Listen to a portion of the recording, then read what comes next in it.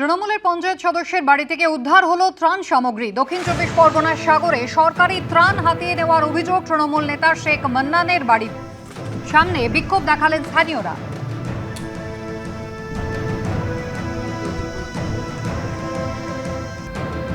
সবাই মিলে মান্নান শেখের বাড়িতে যাই। ওখানে যখন দেখলাম বাথরুম বাড়ির ঘরের কাছে পলিথিন, মাছের খাবার অনেক কিছু ওনার বাড়িতে লুকানো হয়ে আছে। তারপর আমরা সবাই মিলে পুলিশ প্রশাসনের কাছে আবেদন জানালাম। ওখান থেকে পুলিশ আসলো, কিন্তু এসে ওকে ওই মারপত্র নিয়ে গিয়েছিল, কিন্তু প্রশাসন ওকে আবার সেখান থেকে ছাড় করে দিয়েছি। তারপরে আমরা আবার চাইছি যে ওই জনগণ সবাই চাইছি যে ওনাকে আবার অ্যারেস্ট করা হোক সঙ্গে সঙ্গে, কেননা আমরা গরিব মানুষ, আমরা কোনোদিন কিছুই আমাদের ও দেয়নি, সব কিছু চুরি করে ওইখানে ঢুকিয়ে রেখে দিয়েছে। আমরা চাই সবাই মিলে ওনাকে অ্যারেস্ট করা হোক। সামনের মাস থেকে আর মিলবে না ইমাম, মুয়াজ্জেম ও পুরোহিত ভাতা। ক্যাবিনেট বৈঠকে সিদ্ধান্ত নিল নতুন সরকার। সরকারের সিদ্ধান্তকে স্বাগত জানিয়েছেন পুরোহিত ও মুয়াজ্জেমরা। তারা চাইছেন উন্নয়নের খাতে খরচ হোক ভাতার টাকা। রাজ্য মন্ত্রিসভার সোমবারের বৈঠকেও নেওয়া হলো একাধিক গুরুত্বপূর্ণ সিদ্ধান্ত। ধর্মীয় শ্রেণীবিন্যাসের ভিত্তিতে যে প্রকল্পগুলি চালু ছিল তা আগামী মাস থেকে বন্ধ করে দেওয়া হচ্ছে, অর্থাৎ পুরোহিত ও মুয়াজ্জেম ভাতা বন্ধ করার সিদ্ধান্ত নিল রাজ্য সরকার। তথ্য ও সংস্কৃতি বিষয়ক দপ্তর এবং সংখ্যালঘু বিষয়ক ও মাদ্রাসা শিক্ষা দপ্তরের অধীনস্থ ধর্মীয় শ্রেণী বিন্যাসের ভিত্তিতে প্রদত্ত সহায়তামূলক প্রকল্পসমূহ বন্ধ। এই মাস চলবে, পরের মাস থেকে এটা বন্ধ করা হচ্ছে। এতদিন রাজ্যে ইমামরা পেতেন মাসিক ৩,০০০ টাকা করে, পুরোহিত ও মুয়াজ্জেমরা ১,৫০০ টাকা করে ভাতা পেতেন। ভোট ঘোষণার ঠিক আগের মুহূর্তে তাদের ভাতা বাড়িয়ে মাসিক ২,০০০ টাকা করে তৃণমূল।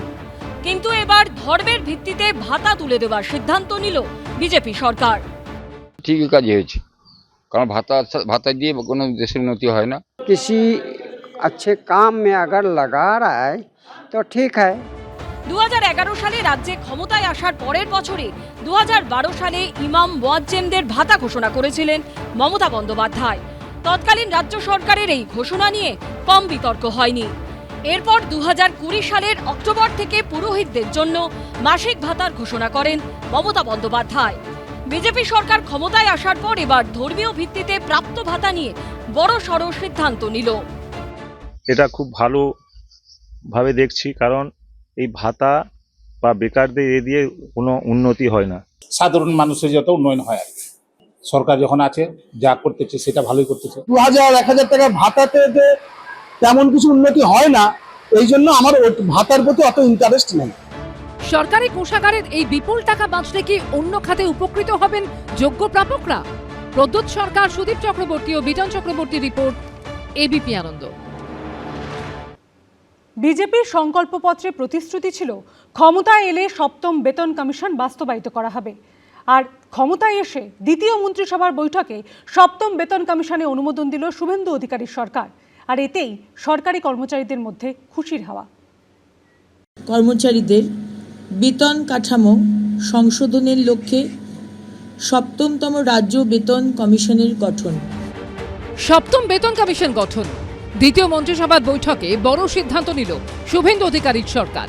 বিধানসভা ভোটের আগে বিজেপির সংকল্পপত্রে প্রতিশ্রুতি দেওয়া হয়েছিল ক্ষমতা এলে সপ্তম বেতন কমিশন বাস্তবায়িত করা হবে। 45 दिन के अंदर ही 7वें वेतन आयोग को लागू कर सभी कर्मचारियों का सम्मान करने का काम नई बनने वाली भारतीय जनता पार्टी की सरकार करेगी। দ্বিতীয় রাজ্য মন্ত্রিসভার বৈঠকেই সপ্তম বেতন কমিশন গঠনের সিদ্ধান্ত নিল বিজেপি সরকার।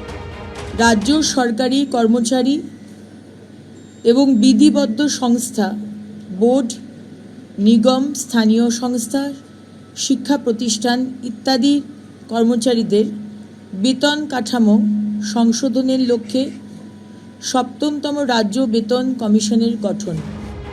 আর এতেই সরকারি কর্মচারীদের মধ্যে খুশির হাওয়া। ক্যাবিনেট বৈঠকে সপ্তম রাজ্য বেতন কমিশন গঠন করা হয়েছে।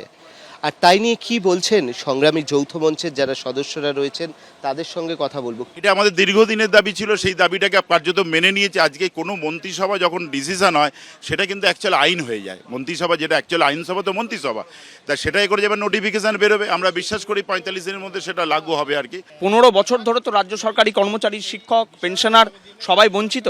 কাজেই আজকে সপ্তম পে কমিশনের ব্যাপারে সরকার যে সদর্থক ভূমিকা নিচ্ছে, এর জন্য আমরা খুশি, আমরা আশাবাদী। হবে ওটা, দেখুন সময়টা খুব কম এবং কাজটা অনেক বেশি। ডিএ বা অন্যান্য বিষয় অত্যন্ত গুরুত্বপূর্ণ এবং গ্র্যাজুয়ালি সেটা আলোচনা হবে। শুধু সপ্তম বেতন কমিশন নয়, অন্নপূর্ণা ভান্ডার, মহিলাদের বিনামূল্যে সরকারি বাসে যাত্রা, এমন একাধিক বিষয়ে সোমবার শিলমোহর দিল শুভেন্দু অধিকারীর মন্ত্রিসভা। দীপক ঘোষ, শুভেন্দু ভট্টাচার্য ও কমল কৃষ্ণদের রিপোর্ট, এবিপি আনন্দ। সরকারি বাসে মহিলাদের যাতায়াত ফ্রি। দ্বিতীয় মন্ত্রিসভার বৈঠকে এই সিদ্ধান্তে শিলমোহর দিল শুভেন্দু অধিকারীর নেতৃত্বাধীন সরকার। 1 জুন থেকে সরকারি বাসে মহিলাদের বিনামূল্যে যাত্রার ঘোষণা করলেন নারী ও শিশু কল্যাণ মন্ত্রী অগ্নিমিত্রা পাল। শুধু কম দূরত্বের বাস যাত্রাই নয়, দূরপাল্লার বাসেও মেয়েদের যাতায়াত ফ্রি। 2026 সালের 1 জুন থেকে পশ্চিমবঙ্গ রাজ্যের সমস্ত সরকারি বাসে পশ্চিমবঙ্গের মহিলাদের জন্য বিনামূল্যে পরিবহন প্রকল্পের নীতিগত অনুমোদন। বিধানসভা ভোটের সংকল্পপত্রে বিজেপি প্রতিশ্রুতি দিয়েছিল তারা ক্ষমতায় এলে সরকারি বাসে মহিলাদের যাতায়াত ফ্রি হবে, অর্থাৎ সরকারি বাসে উঠলে কোনো পয়সা লাগবে না। দ্বিতীয় মন্ত্রিসভার বৈঠকে তাতেই শিলমোহর দিল শুভেন্দু অধিকারীর নেতৃত্বাধীন সরকার। 1 জুন থেকে সরকারি বাসে মহিলাদের বিনামূল্যে যাত্রার ঘোষণা করলেন নারী ও শিশু কল্যাণ মন্ত্রী। সরকারি বাসে মহিলারা বিনামূল্যে যাতায়াত করবেন। যে কোনো সরকারি বাসে মহিলাদের, দূরপাল্লা হোক কাছের হোক, যে কোনো সরকারি বাসে মহিলাদের কোনো ফেয়ার ভাড়া লাগবে না। সরকার তার প্রতিশ্রুতি রাখায় ব্যাপক খুশি পড়ুয়া থেকে চাকরিজীবী, গৃহবধূ সকলেই। ভালো তো, অবশ্যই ভালো, মানে মহিলাদের জন্য কিছু করা ভালো কথা, আমার তো মনে হয় ভালো। বাসের ক্ষেত্রে এটা শুনলাম 1 জুন থেকে ফ্রি হবে, সেটা শুনে তো আমাদের খুবই খুশি। খুবই ভালো হবে, একদম খুবই সুবিধা হবে, খুব ভালো হয়েছে এই জিনিসটা হয়ে। এটা খুবই ভালো করেছে সরকার, এটা তো খুবই আনন্দের খবর, মেয়েদের জন্য খুবই ভালো। শুধু কম দূরত্বের বাস যাত্রাই নয়, দূরপাল্লার বাসেও মেয়েদের যাতায়াত ফ্রি। সুমন ঘরাই, সুনীত হালদার ও পূর্ণেন্দু সিংহের রিপোর্ট, এবিপি আনন্দ। এবিপি আনন্দ, এগিয়ে থাকে, এগিয়ে রাখে।